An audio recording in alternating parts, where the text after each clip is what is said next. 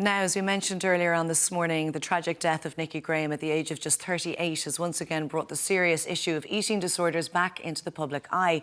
But it is also crucial to highlight that recovery is possible and there is hope for many suffering. Yes, and former Emmerdale actor and co-founder of the eating disorder support service SEED, Gemma Oaten, suffered with an eating disorder from 13 years of age, but has since recovered and is now raising awareness of the illness. And Gemma joins us this morning. Good morning to you, Gemma. How are you? Morning. Gemma, I know you've had a tough few days because you knew Nicky for many years, but can we start and you tell us about your disorder and your battle with it for many years, and that it started at the age of 13? It actually started at the age of 10 and it lasted for 13 years. My story is very similar to Nicky's. My eating disorder stemmed from the bullying that I was facing at school, and I think it's very important that people realise that an eating disorder is a mental health illness and food is the symptom, it's not the cause. It's often manifests itself when somebody can't control the external pain around them. And because I didn't get the early intervention help that I needed early on, my life was a narrative of 13 years of hell where I nearly died 4 times. Now, I'm 36, 37 this year, and Nicky was 38. And although her journey ended in tragedy, I think it's really important that we use her story, but to highlight the need for better support of eating disorders, but also to highlight that there can be a different narrative as well. And I'm still here. And you said on the ad break, you know, you're tired and you've done all the interviews, but if me losing a bit of sleep makes one person not lose their life, that's what matters. And Nicky's voice isn't here anymore, but we can make sure it continues. And Gemma, you've been a wonderful advocate in highlighting the fact that we need to have this conversation and the importance of early intervention. Just from reading the notes last night, I was quite shocked. Your parents brought you to the doctor, so your parents did recognise that there was a problem. They were aware when you were just 12 years old, but the doctor said, due to your weight not being low enough, he sent you back home. Has that changed now? I mean, do doctors, GPs, medical and health professionals around the country have a real understanding that from such a young age, eating disorders are possible?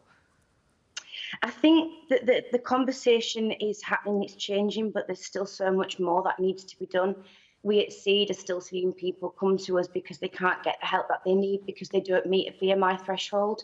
And just last week, the Women Inequalities Committee issued a report around scrapping that whole threshold for the BMI and also asking the government to review the obesity strategy. Now, I haven't seen any response from that as yet, but we can't keep sweeping this under the carpet. An eating disorder is not about weight, and waiting for the weight to change won't change what's already there. And I know that it's very scary and difficult when you're hearing that narrative of help and support isn't there. However, ordinary people like us and the lovely people you spoke to before myself, we are here to support as well. And often an eating disorder, the first step to addressing it is the biggest and bravest thing that anybody can do. So yes, there's a lot of change that needs to be done. I'm fighting hard and so many others are fighting hard to get that change. It shouldn't take the death of somebody to create that conversation. However, what I want people to make sure they know is that there are charities and there are voluntary sectors and there are friends and family who they can turn to get that love and support and empathy that they need. SEED stands for support and empathy for those with eating disorders. It's really important that we start the conversation and address the person as well as the issues around that. Of course, the multidisciplinary approach, so important. And it is really important, of course, to say as well that there are so many health professionals, doctors, nurses, and other health professionals around this country and in the UK doing such a wonderful job with children, young adults, teenagers who are struggling with an eating disorder. There is hope. Gemma, you are living proof that there is hope, and I think people are really interested to hear your story. When were you able to turn it around? When were you able to win?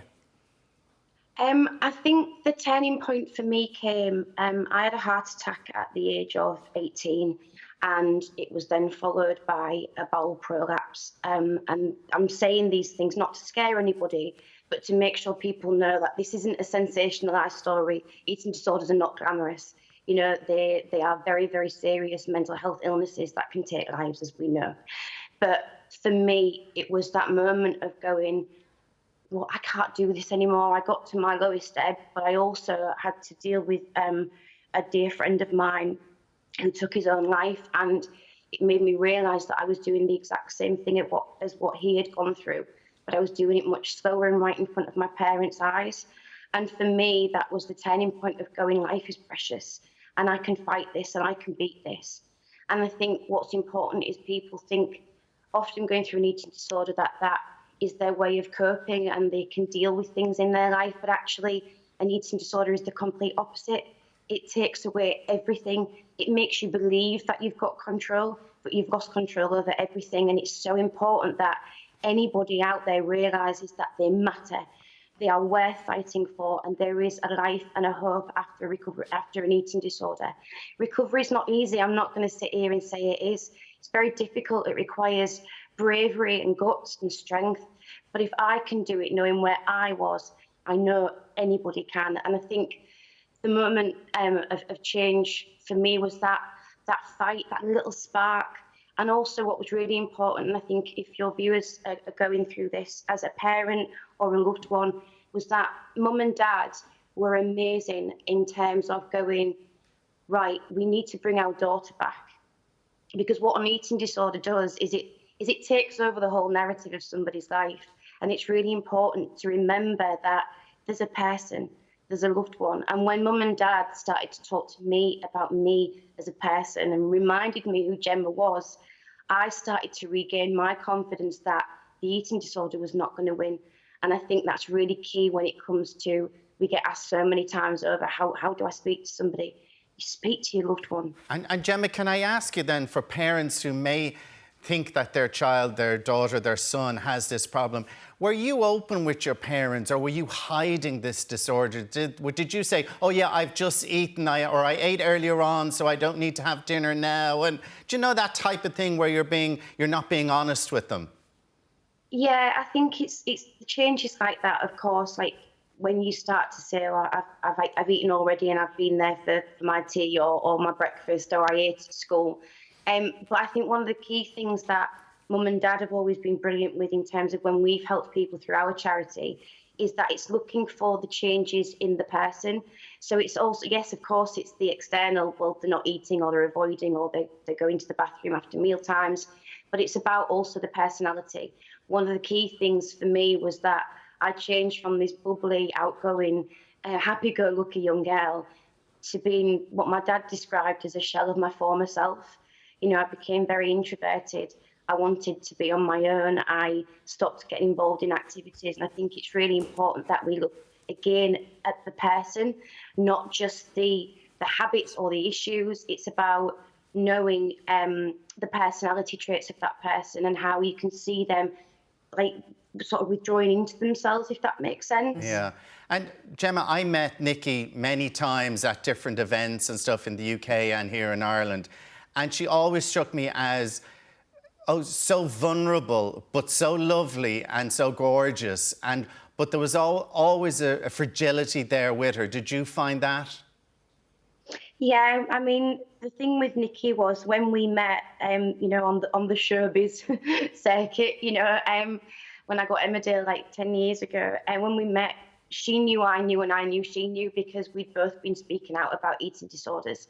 And so we always had that mutual love and connection between us. And the last time I saw her, I remember holding her and hugging her as we always did, and she was so frail.